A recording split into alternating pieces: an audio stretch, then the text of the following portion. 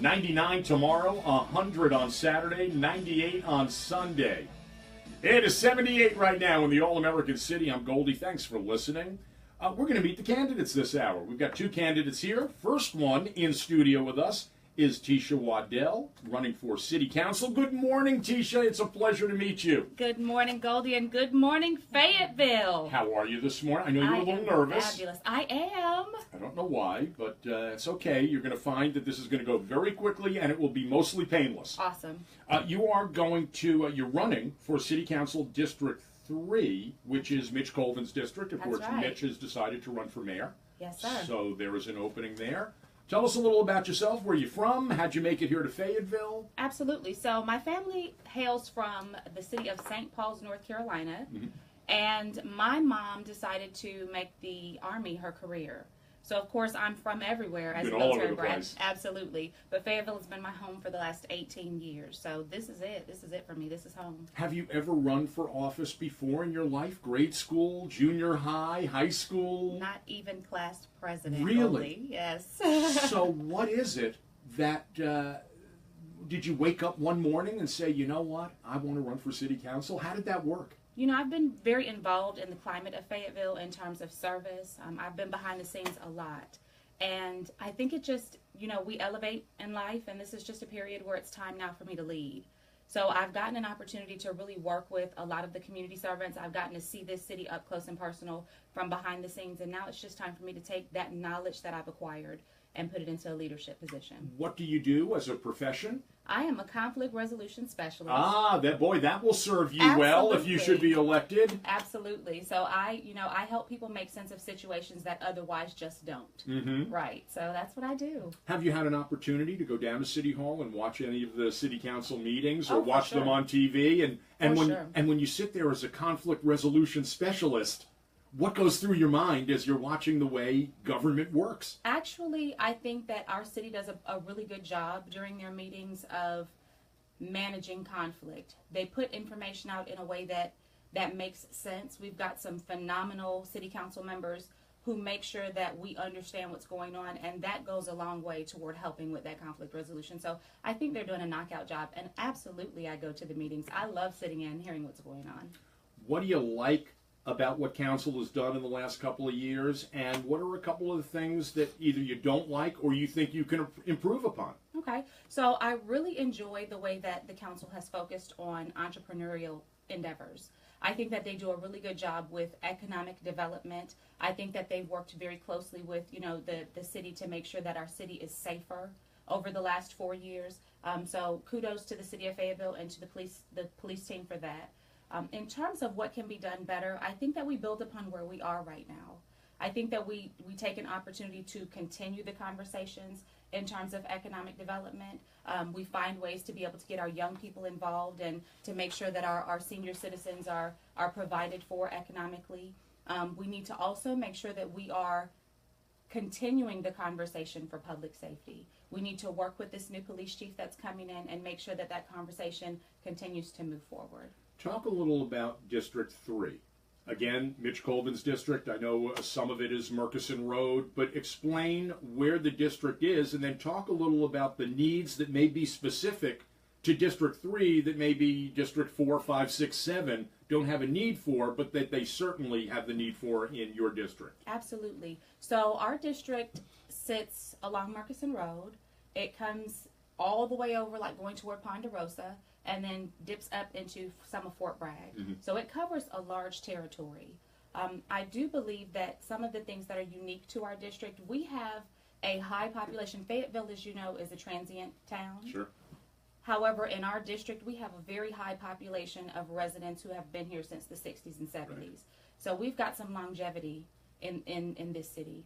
I think that we definitely need to make sure that we are looking out for and taking care of the needs of the citizens who are well established in this city in terms of their length of residency. I also think that we need to make sure in our district that we are focusing on these young people and keeping them engaged. You know, if you drive, well, the city at large, if you drive through the city of Fayetteville, you'll see young people, and there's very little right now that they have to keep them occupied. We've got to find some ways to be able to occupy them and get them involved. So we really need to work to increase citizen engagement and participation. We've got to work with the community to create viable ways to strengthen safer neighborhoods. And we've, of course, got to focus on that job creation. And we even should probably look at, in our area, some senior watch programs, because, again, we do have a lot of senior citizens in our district, and we need to make sure that we are taking care of and looking out for them.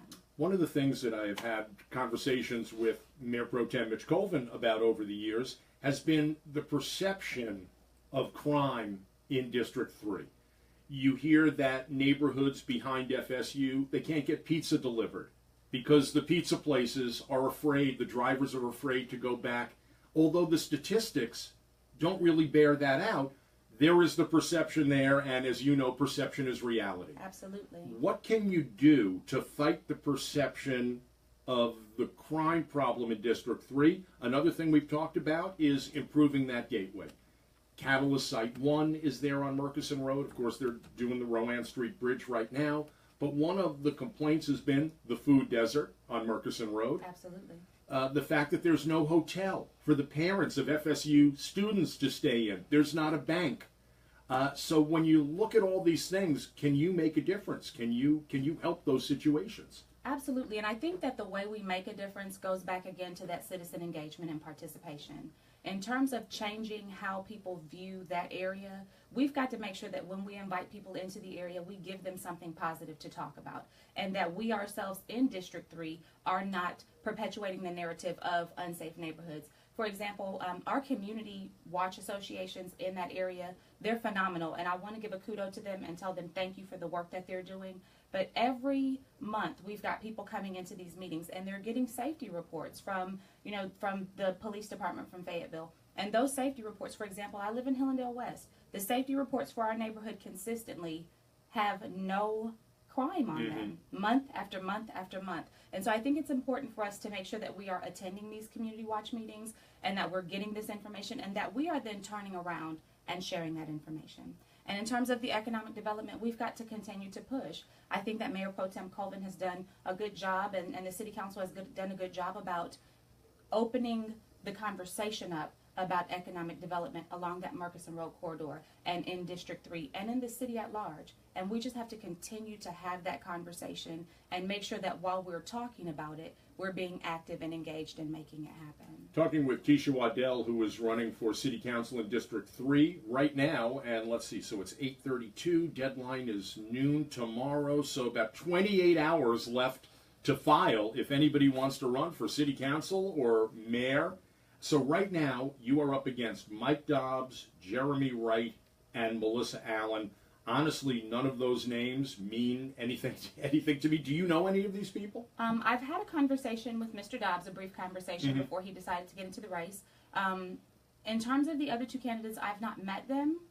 I'm looking forward to meeting them. But I think it's exciting because, like you said, none of us, we don't have that name recognition. Right. So we all are in a position where we've got to prove to the voters and to the citizens of this city who we are, what we're about, and that we're actually going to do what it is we say we're going to do. Is there a forum that has been scheduled yet, a forum or a debate, or do you really have to wait till after the filing period to see that 3 more people don't file? I'm glad you asked about that. Actually, at the VFW, they've extended the invitation for us to come out in District 3 and have that conversation with their members. So it's sometime in September. I think it's the 10th. I didn't bring my calendar in with me, but I think it's the September the 10th. And they've extended that invitation for us to come out and talk to their members and present that information. But I have not heard of any other forums. Well, you'll be in one here on WFNC, because once we get towards the primary, we'll start having everybody come in. Wonderful. And we'll have everybody answer some questions. We'll take some phone calls from the listeners. So hopefully you'll be back for that. Absolutely. How are you going to get the word out, Tisha? Well, Goldy, we are on Facebook, so people can find us on Facebook. It's facebook.com/FayForward. We've got a website, and if you go there and put in your email information, we'll put you on our email distribution list. That's fayforward.com, FAYFORWARD.com.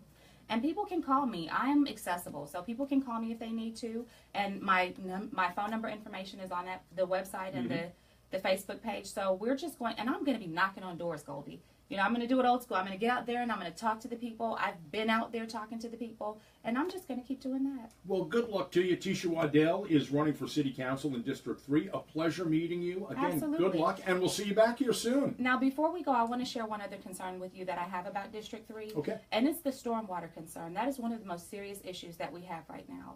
And I want to make sure that the citizens of Fayetteville and District 3 understand that that is something that is at the forefront of my mind. It's on the top of my list. And if and when elected to City Council, that will be one of my primary focuses, making sure that that's taken care of. Well, you know, if you have $60 million under your mattress, you can... It is an expensive project, but we've got to take care of it. Tisha, thank you so much. Absolutely. It is 8:35. We're going to meet Dan.